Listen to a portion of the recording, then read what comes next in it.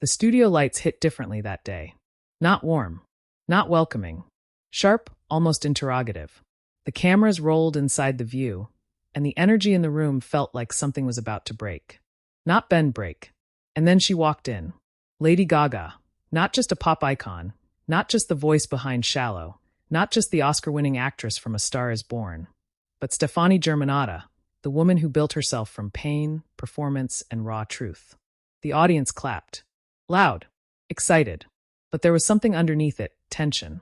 Because seated across from her, poised and composed, was Sunny Hostin, a former federal prosecutor, a woman known for precision, for asking the question no one else dares to ask. And today she wasn't smiling. Before we go any further, if you live for moments like this, the ones that feel too real for television, make sure you subscribe to Talk Battles. Hit that like button and tell me in the comments, whose side are you on before this even begins? Because what happened next, no one in that studio was ready for. The conversation started calmly, almost too calmly. Sunny leaned forward slightly, her tone measured. Gaga, you've always been open about your struggles, your mental health, your trauma.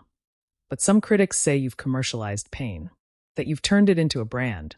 A ripple moved through the audience. Small, but noticeable. Gaga didn't answer immediately. She tilted her head, her eyes locking onto Sunny. Not defensively, not aggressively, but searching. Like she was deciding whether to respond as an artist or as a human being who had lived through things most people only whisper about.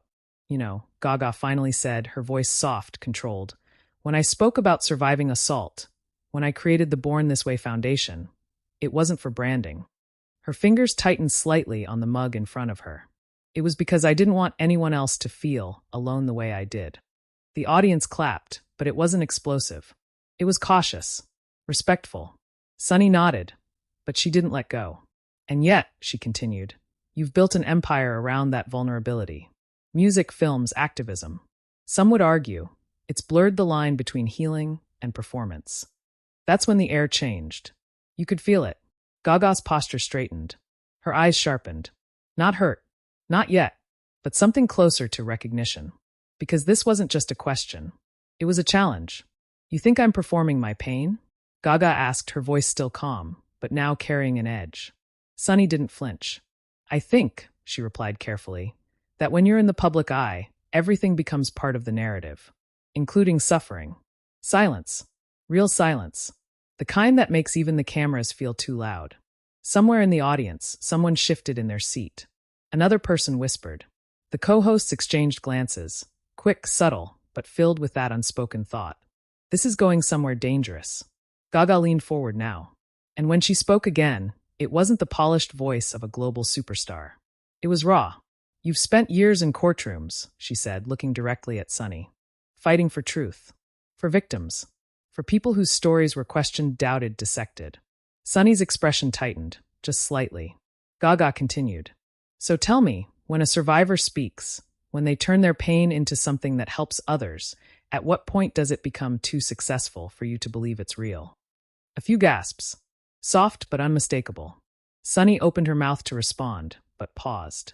For the first time, she hesitated, because this wasn't the direction she expected. I'm not questioning your truth, Sunny said, regaining composure. I'm asking about perception, responsibility, influence. But Gaga didn't lean back. She didn't soften.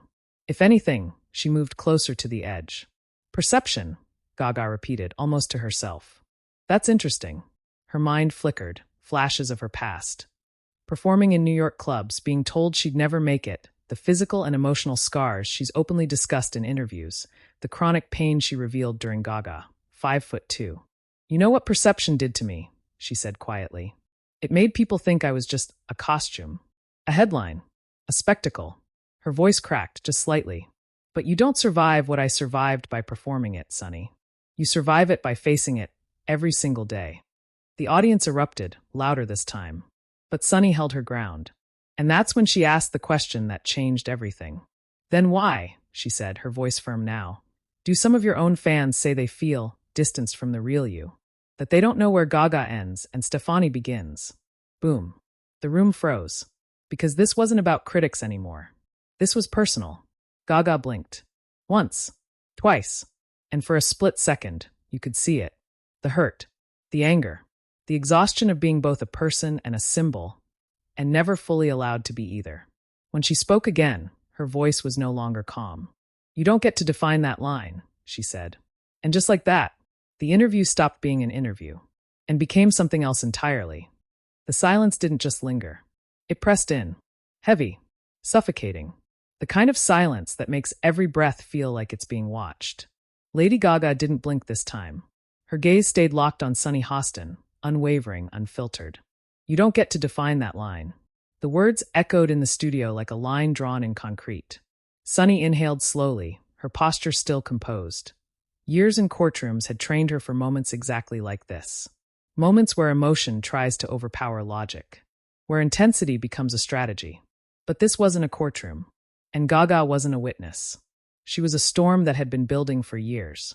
Sunny folded her hands gently on the table, choosing precision over reaction. "No one is trying to define your identity," she said, her tone controlled, deliberate. "But when you live your life publicly, when you build a career that blends art, trauma, and advocacy, people are going to ask where authenticity lives." A murmur rippled through the audience again. Authenticity. That word landed differently. Gaga let out a small breath, not quite a laugh, not quite disbelief. "Authenticity," she repeated softly. Her eyes dropped for a moment, not in defeat, but in reflection.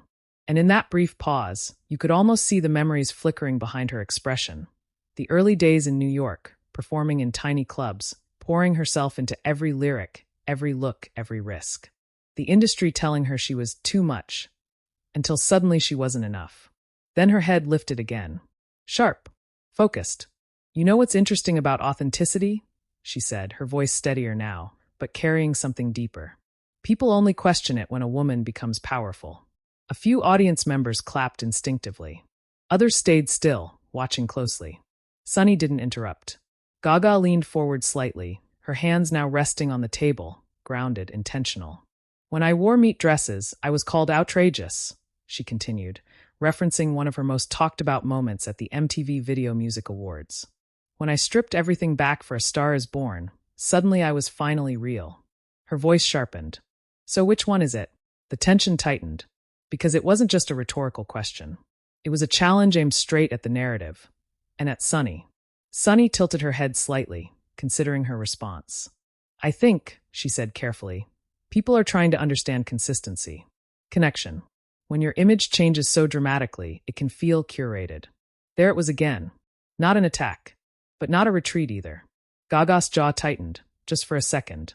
Then she leaned back, crossing one leg over the other, her posture shifting from defensive to deliberate control. "Curated," she echoed. Her lips pressed into a thin smile, not warm, not amused. "Of course it's curated."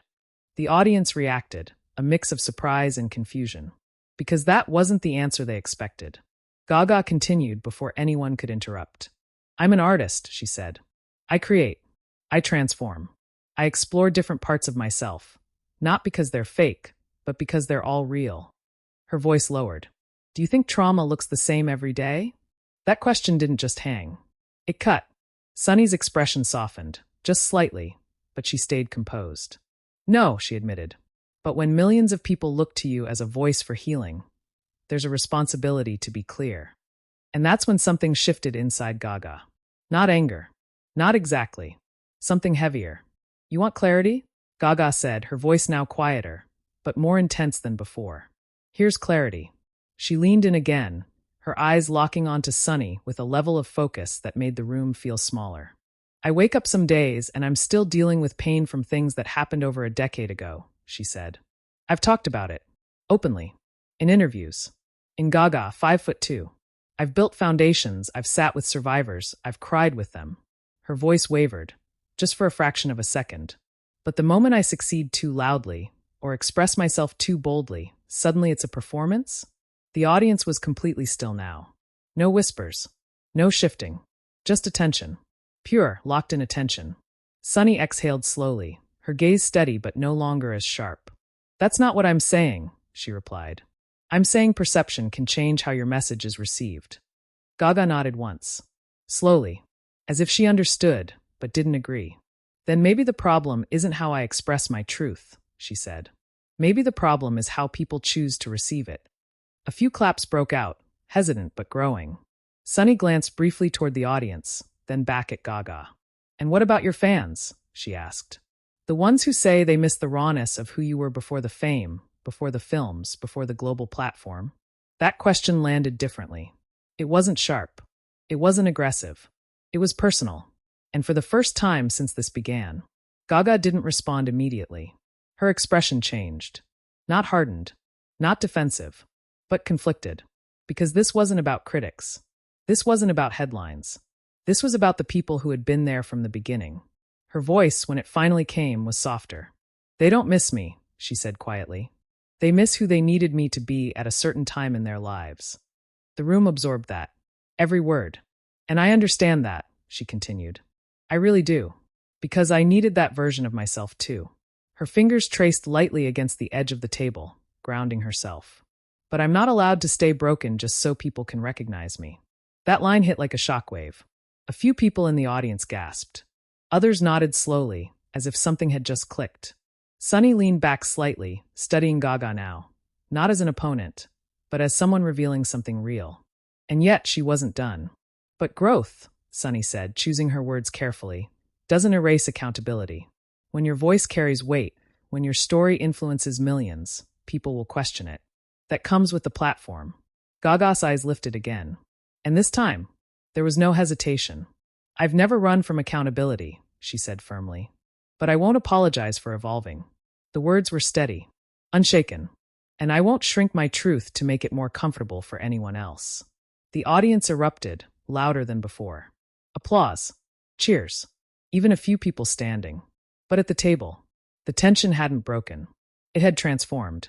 Because now this wasn't just a debate. It was two philosophies colliding. Sunny's voice cut through the noise, calm but firm. "No one is asking you to shrink," she said. "But when your influence shapes how people understand trauma, identity, and healing, clarity matters." Gaga leaned in one final time. And what she said next shifted the entire room. "Then maybe," she said slowly, "the real question isn't whether I'm clear." She paused. Her eyes locked onto Sunny's. "It's whether people are ready to hear a truth that doesn't fit into one version of me." Silence. Again. But this time, it wasn't suffocating. It was electric. Because something bigger had just been set in motion. And there was no turning back. The silence didn't just sit in the room anymore. It charged it, like the air before lightning strikes. Lady Gaga held her ground, her eyes still locked onto Sunny Hostin. Not with hostility, but with a kind of unwavering honesty that made it impossible to look away. For a brief moment, no one spoke. Not the co-hosts. Not the producers behind the cameras. Not even the audience. Because something had shifted. This wasn't television anymore. This was exposure. Sunny adjusted slightly in her seat, her composure still intact, but her expression had changed. There was less challenge in it now, and more calculation. Not manipulation, but careful thought. Because Gaga hadn't deflected. She hadn't dodged. She had stood in it. And that made the next move critical. "You're right about one thing," Sunny said finally, her voice calmer, but more grounded than before. "People aren't always ready for complex truths. Especially from public figures." A few subtle nods from the audience. The tension eased, just a fraction. But Gaga didn't relax. Because she knew that tone. That pivot. That was the moment where conversations either heal or cut deeper. Sunny continued. "But with that complexity," she added, "comes a certain responsibility to make sure the message isn't misunderstood." There it was again. Responsibility. It circled back like a persistent echo. Gaga's lips pressed together for a second. Not in frustration, but in restraint. Like she was choosing her next words very carefully. "You keep coming back to responsibility," Gaga said slowly. Sunny nodded. "Because it matters." Gaga leaned back slightly, her eyes drifting, just for a second, toward the audience. Hundreds of faces. Different lives. Different struggles. Different interpretations of her. And for the first time in this entire exchange, her voice softened. Not weaker, but more human. "I've spent years trying to be responsible," she said. "Not just with my music, but with how I show up for people." Her mind flickered again, scenes from her career threading together like a film reel. Speaking openly about PTSD, advocating for kindness through the Born This Way Foundation, sitting with survivors, using her platform not just for performance, but for connection. I've sat in rooms with people who felt invisible, she continued. People who told me they stayed alive because they felt seen in something I said or something I sang. The audience shifted, emotionally now, not physically. That's not something I take lightly. Sunny watched her closely, and for the first time, she didn't interrupt. Gaga leaned forward again, but this time there was no edge in it. Only truth. But here's the part people don't talk about, she said quietly. When you become that voice for others, you start to disappear a little. That line didn't land loudly. It sank, deep. And suddenly, Gaga continued, every version of you belongs to someone else. The strong version, the broken version, the healed version. Her eyes met Sunny's again. And if you step outside of that, even for a second, people question if you were ever real to begin with. A long pause followed. And this time, Sunny didn't rush to fill it. Because this wasn't an argument anymore. It was a revelation. But Sunny wasn't done. She leaned forward slightly, her voice softer now, but still firm in its intent. I hear you, she said. I really do. And I respect what you've done, your advocacy, your openness. It's helped a lot of people. A few quiet claps from the audience. But, she added, when you say you start to disappear, isn't that the cost of choosing to live so publicly? There it was. Not a challenge. A truth. And a difficult one. Gaga inhaled slowly. Her shoulders rose, then fell. And for a moment, she didn't look like a global icon. She looked like someone tired of carrying expectations that never stop growing. Maybe it is, she admitted. The audience leaned in again. Because that was different. But that doesn't mean it should be accepted without question, she added. Sunny tilted her head. Then what's the alternative? Gaga's eyes sharpened again, but this time there was clarity in them. Not tension. Understanding, she said simply. The word hung there. Simple, but heavy. Understanding that people are layered, she continued. That healing isn't linear. That identity isn't fixed. Her voice grew steadier with each word. And that just because someone evolves doesn't mean they've abandoned who they were. A wave of applause built again, slower this time, but deeper. Sunny nodded slightly, acknowledging the point. But then, she asked the question that shifted everything again. And what happens, she said carefully, when people feel left behind by that evolution? The room tightened. Because this wasn't about critics. This wasn't about media narratives. This was about connection. And loss. Gaga's expression changed. Not defensive. Not angry. But reflective. Because that question hit somewhere real. I don't want anyone to feel left behind, she said honestly. That's never been my intention. Her voice lowered. But I also can't stop moving forward just to keep everyone comfortable. A few murmurs of agreement. Some hesitant. Some firm. Growth can feel like loss to people watching from the outside, she added. But from the inside, it's survival. That word landed hard. Survival. Not success. Not reinvention. Survival. Sunny absorbed that. And for a moment, she didn't respond. Because now, the conversation had moved beyond debate. It had entered something deeper. Something more uncomfortable. More real. But this was the view. And moments like this don't just fade. They escalate. Sunny straightened slightly, her voice returning. Not sharp, but focused. Then let me ask you this, she said. Gaga looked up. Ready. If everything you've said is true, if your evolution is about survival, about truth, about growth. She paused. Just long enough for the tension to rebuild. Then why does it still feel like there's a distance between who you are and who people think you are? The question didn't explode. It lingered, like a quiet echo that refuses to disappear. Gaga didn't answer right away. Her eyes dropped, just for a moment. And when they lifted again, there was something different in them. Not anger, not defense, but something far more powerful. Clarity, mixed with something unresolved. And when she finally spoke, her voice was quieter than it had been all day. But it carried more weight than anything she'd said before. Because maybe, she said slowly, that distance. She paused, the entire room leaning into the silence. Isn't mine to close alone. And just like that, the conversation reached a breaking point. Not loud, not chaotic, but something far more intense. Because now, it wasn't about Gaga anymore. It was about everyone watching. The silence didn't shatter this time. It settled. Heavy, thoughtful, almost sacred. Isn't mine to close alone. Lady Gaga's words didn't echo, they lingered. Like something unfinished. Something past, not just to Sunny Hostin, but to everyone in that room. For a moment, no one moved. And then, a single clap. Soft, uncertain, followed by another. And then another. Until the entire studio rose into something that wasn't just applause. It was recognition. Not of victory, not of defeat, but of truth, complicated, uncomfortable, and impossible to package neatly into a headline. Sunny didn't clap immediately. She sat there, still, her eyes fixed on Gaga, not as an interviewer now, but as someone processing something deeper than the segment she had prepared for. Because this hadn't gone the way she expected. Not at all. Finally, Sunny exhaled and gave a small, respectful nod. Not surrender, not agreement, but acknowledgement. And in that subtle gesture, the tension shifted for the last time. Thank you for being honest, Sunny said quietly. No sharp edge. No follow-up question. Just that. Gaga nodded back, equally subtle, equally restrained. Thank you for asking, she replied. And just like that, the segment ended. But the moment, it was just beginning. Backstage, the energy was completely different. Gone were the lights, the applause, the controlled environment of the view. What remained was reality. Gaga stepped off set, her shoulders finally dropping, the weight of the conversation settling in. A producer approached, speaking softly, but Gaga barely registered the words.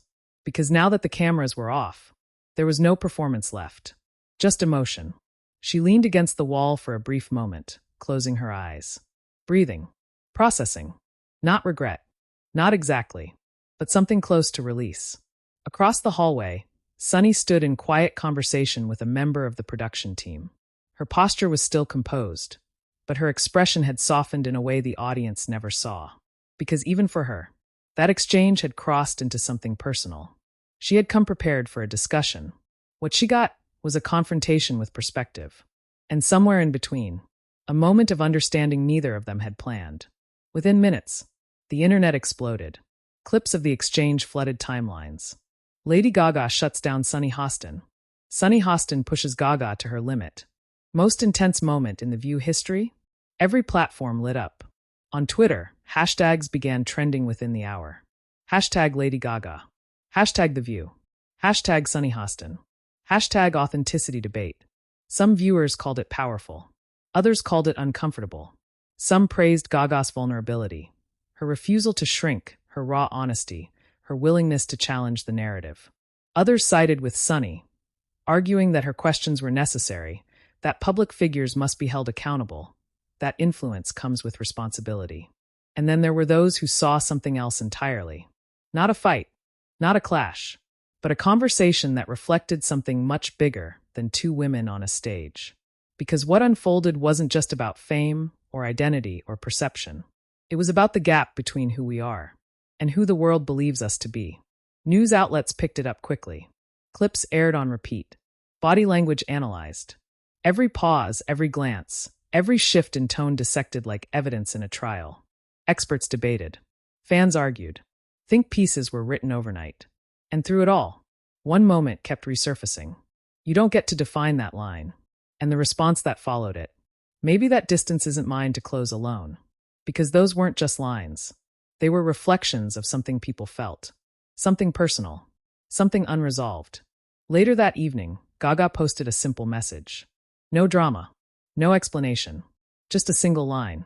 Truth doesn't always sound comfortable. But it's still truth. Thousands of replies poured in within minutes. Support. Criticism. Stories.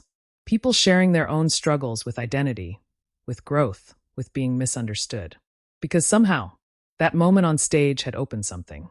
And it wasn't closing anytime soon. Sunny, on the other hand, addressed it differently. During a follow-up segment, she remained composed, reflective.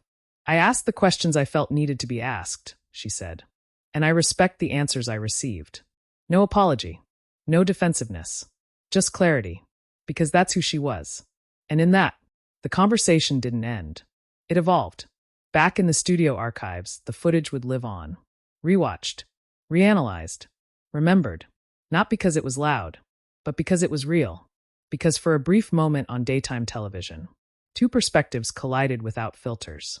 Without easy resolutions. Without pretending that truth comes in one version. And that's what made it unforgettable. So now I want to hear from you. Was Lady Gaga right to stand her ground? Or did Sunny Hostin ask the questions that needed to be asked? Drop your thoughts in the comments below. And if you want more intense, reality-inspired celebrity moments like this, make sure you subscribe to Talk Battles, hit like, and stay tuned, because the next story might be even more shocking.